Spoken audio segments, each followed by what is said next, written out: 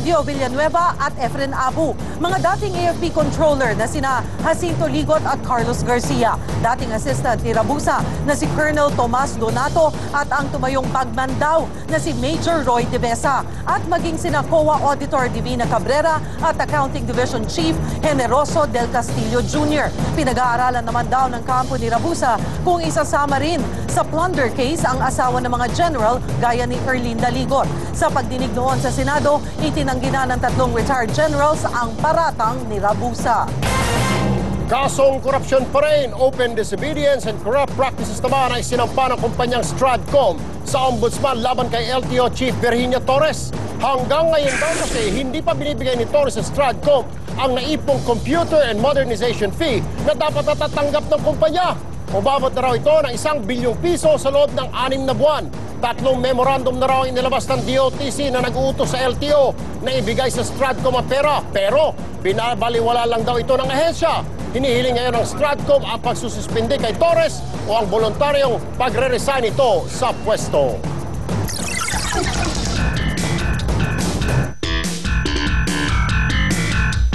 Sa palakasan naman, parang nagka-change of heart si 3 Division Champ Sugar Shane Mosley tungkol sa bakbakan nila ni Manny Pacquiao sa May 8. Ang bukang bibig kasi niya sa Twitter, love and peace. May baku-baku pa nga siyang Tagalog tweet na nagsasabing, ay tumingin forward sa magandang malinis na laban. Ako excited at hindi ko nais maliitin ng isang mandirigmang Filipino. Ako igalang ang kanilang espiritu. Malayang-malay ito sa tweets noong Marso na sa sobrang lakas raw ng suntok niya, kakailanganin ni Pacman ng botox sa mukha. Ito man ang Twitter account ni Mosley, hindi pa rin masasabi kung siya mismo ang nagpo-post dito. At usapang football naman, kung di kayo nakapanood ng laban ng Ascal sa Bacolod, ito po ang pagkakataon nyo. Nakaschedule na maglaro ang Ascal sa Rizal Stadium sa July 3. Makakatagisan nila ang Sri Lanka para sa qualifiers ng 2014 FIFA World Cup. Mas malaki naman ang stadium sa Maynila dahil sa 30,000 seating capacity nito kumpara sa Panad Stadium sa Bacolod na 18,000 tao lang ang kayang paupuin. Kasalukuyan na ito ang pinapatibay at pinapaganda para sa nalalapit na laban.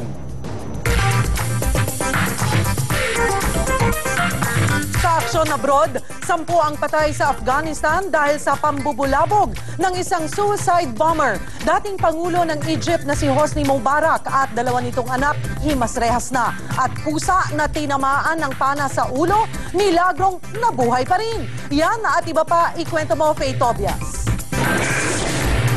10 ang patay matapos umatake ang isang suicide bomber sa isang pagtitipon ng mga tribal leaders sa Afghanistan. Pumwesto pa raw ang suicide bombers gitna ng grupo. Hindi bababa sa 7 ang nasugatan. Himas-rehas na ang napatalsik na presidente ng Egypt na si Hosni Mubarak at ang 2 anak nito para sa investigasyon sa pagpatay sa mga rallyista. Kinulong sina Mubarak 1 araw matapos siyang isugod sa ospital dahil sa pagsama ng pakiramdam. Ikinatuwa naman ng mga taga-Ehipto ang pagka-detain sa dating Pangulo. Naging isang malaking lost and found booth naman ang gym na ito sa Notori City sa Japan. Nasa loob ng gym ang iba't ibang mga ari-arian na winalis ng tsunami noong nakaraang buwan. Ika nga nila may 9 na buhay ang mga pusa. Ang pusang ito mukhang ginamit na ang isa niyang buhay. Milagrong nakaligtas ang pusang si Max kahit pa tinamaan ng pana sa ulo. Ayon sa mga veterinaryo, buhay pa rin ang pusa dahil swerteng hindi tinamaan ang utak niya. Faye Tobias, News 5.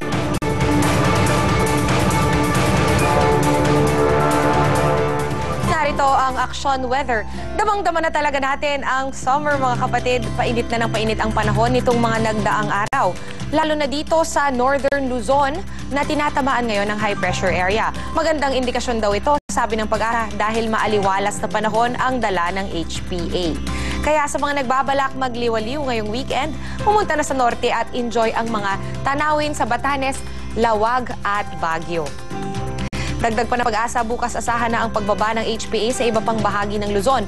Kaya maganda ring mag-road trip sa Tagaytay, Quezon o kaya sa Bicol.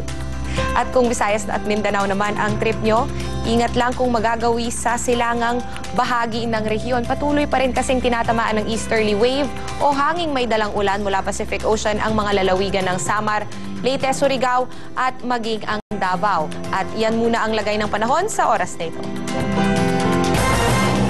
Kung official na ang pagsisimula ng summer, hinay-hinay lang mga kapatid sa pagpaplano ng summer activity. Lalo kung plano nyong magkaroon ng summer tan. Ikwento mo, Erica Tapalya. Umpisa na raw ng summer, sabi ng Pag-asa. Kaya mag-uumpisa na rin maglabasan ang mga sakit sa balat, gaya ng bungang araw, galis, at ang pinakamalala na, ang cancer sa balat. Sabi ng Department of Health, makukuha lang naman ito sa sobrang pagbababad sa ilalim ng araw. Lalo sa mga gigil na gigil sa pagsiswimming. Kaya iwasan daw magbilad sa initan mula alas 10 ng umaga hanggang alas 2 ng hapon. Huwag kang maging Shokoy o Serena na ayaw mo nang umalis sa dagat. Unang-una, hindi ka isda. Walang masamang mag-enjoy sa beach ngayong summer. Pero huwag kalimutan maglaan ng budget para maproteksyonan ng balat laban sa matinding init ng araw. Pwede ka naman daw makaiwas kung magpapahid ka ng sunblock o sun protection. 30 minuto bago lumangoy o magbilad sa araw. Pero hindi raw dapat basta-bastang sunblock lang. Para malaman kung sapat ang proteksyon ng sunblock, orasan ang pagmumula ng balat matapos itong ipahid. Halimbawa, lumabas ka ron in 5 minutes na mula ka na. So, 60 minutes divided by 5 minutes, that's 12. So, to protect yourself for 1 hour, kailangan yung sun protection factor mo, hindi bababa sa 12. Pero bukod sa sakit sa balat, ang dapat daw iwasan ang dehydration. Maintain 8 to 13 glasses every day. At yung tubig na yon hindi kasama sa bilangan yung soft drink, iced tea, beverage. Hindi, dapat yung water mismo 8 to 13. Erica Tapalya, News 5. At dahil nga summer na, panahon na naman ang tulian para sa mga totoy na gusto nang magbinata. Pero para saan ba talaga pagpapatuli? Zay Finiza, ikwento mo.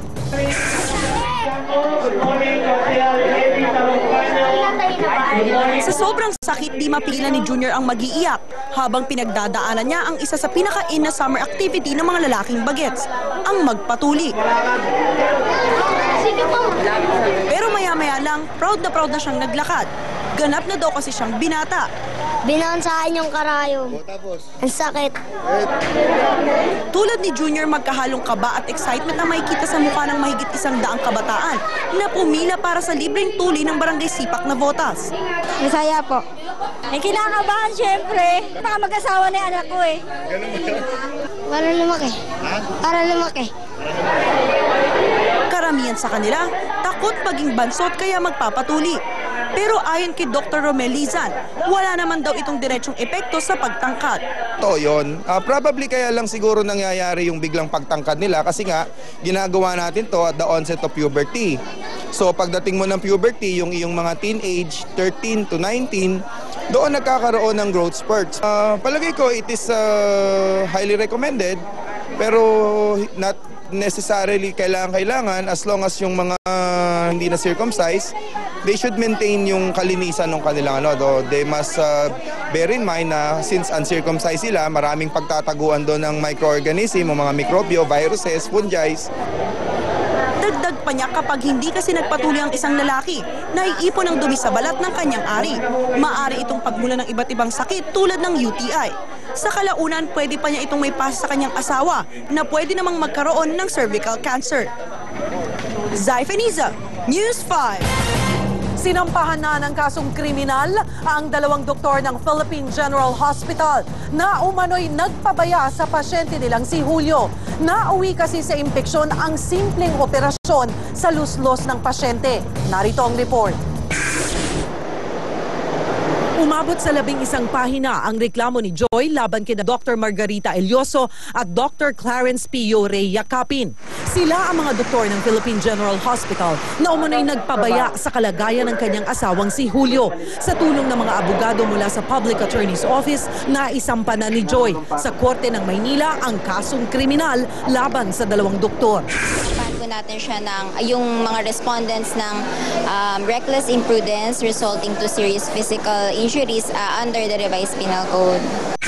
Ayon sa reklamo, si Dr. Margarita Elioso ang pumirma bilang surgeon sa operation at anesthesia record ng pasyente. Kapabayaan naman ang basihan ng demanda laban kay Dr. Clarence Pio Reyes Capin. Ang simpleng luslos kasi ni Julio nauwi sa malalang impeksyon. 3 beses tuloy siya sumailalim sa operasyon. Nabulok ang laman ng kanyang tadyang at tiyan at halos maghiwalay din ang kanyang bayag at ari. Nararamdaman niya na hopeless siya, depressed, malalim yung pag-iisip niya kasi hindi niya alam kung hanggang kailan siya ganito, kung gagaling pa ba siya o maayos pa ba yung ari niya.